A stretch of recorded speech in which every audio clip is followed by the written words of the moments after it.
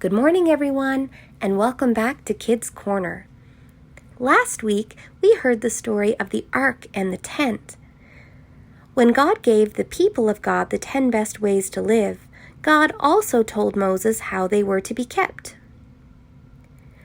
The 10 best ways were kept inside the Ark of the Covenant, and later the people of God followed God's instructions and made a big tent that would house the ark, as well as other things that they needed to meet God on their journeys. But what happened when the people settled? Well, that's today's story. Because when the people settled down, they built a temple. So today we will hear the story of the ark and the temple. So let's all take a deep breath, because we need to be ready.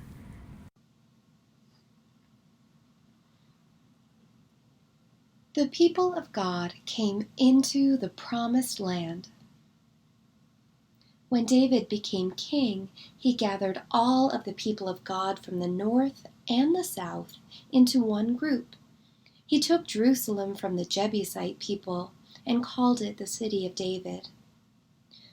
David and the people of God began to live in Jerusalem. But something was missing. It was the ark. David and his army went to get the ark. When they brought the ark in through the gate, King David danced before it. David set up a tent of meeting and put the ark inside. David was not allowed to build a house of God because he was a man of war. His son Solomon would build the temple. All of the people had to help build the temple. Some went to the north to Lebanon to cut down and bring home great cedar trees. They cut stones out of the mountains nearby, and they prepared the wood and stone to begin.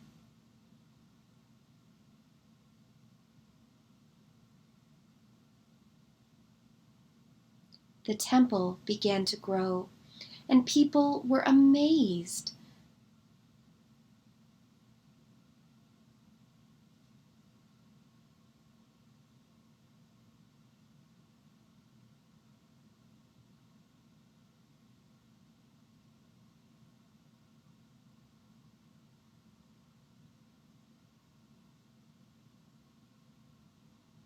There was a great hall for people to come close to God, and there was an inner room called the Holy of Holies, which was for the ark. The high priest entered only on the Day of Atonement, the holiest day of the year. The temple was beautiful, with carvings of olive wood and gold. The great timbers of cedar made it smell wonderful.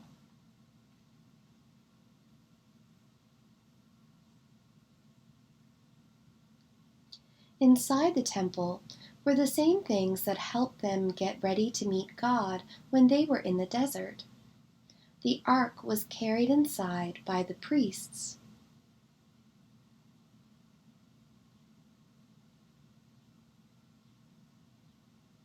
Here is the altar for incense. Fragrant smoke filled the temple as the incense burned. Here is the table with the bread for each of the 12 tribes on it. And finally, here is the menorah with its 7 branches and lamps burning. On the day the priests first carried the ark inside, a great cloud of dazzling light filled the temple. God was there.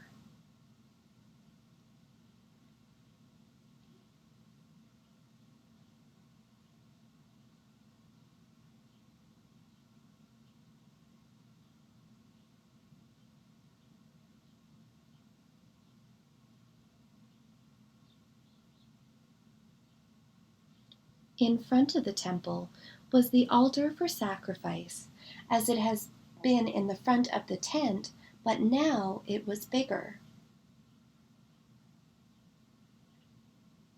The same was true for the great basin of water.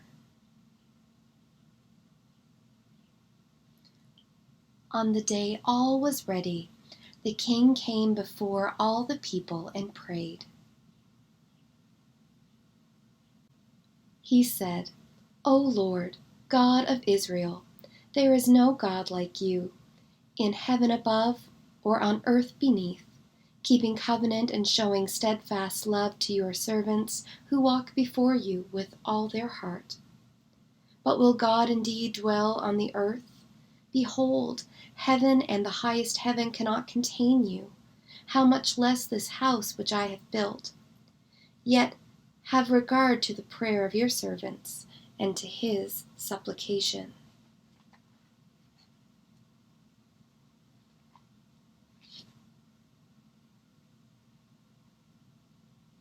He asked God to allow God's name to abide in the temple.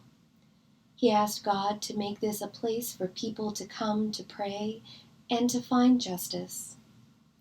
Solomon ruled well and was wise. Some said he was wiser than anyone in the world. His father had been famous for his songs and war, but Solomon was famous for his wise sayings and the temple.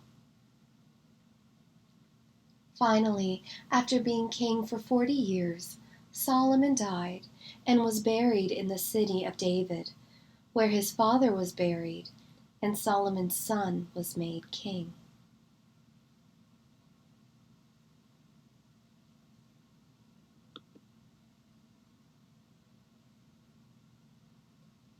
Now, I wonder what part of the story you liked the best. I wonder what part of the story is most important. I wonder where you are in the story. I wonder which part of the story is about you. I wonder if there is any part of the story we could leave out and still have the story.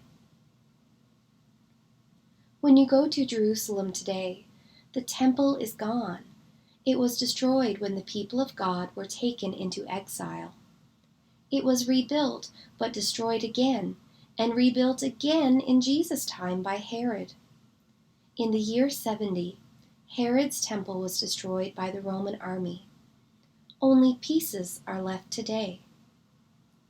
I wonder, if the temple is gone and no one can find the ark, I wonder where the 10 best ways to live are kept today.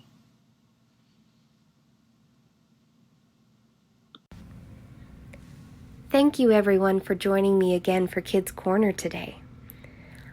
I'd like to ask you to have an adult in your home help you to click the link in the description to take you to the song for today.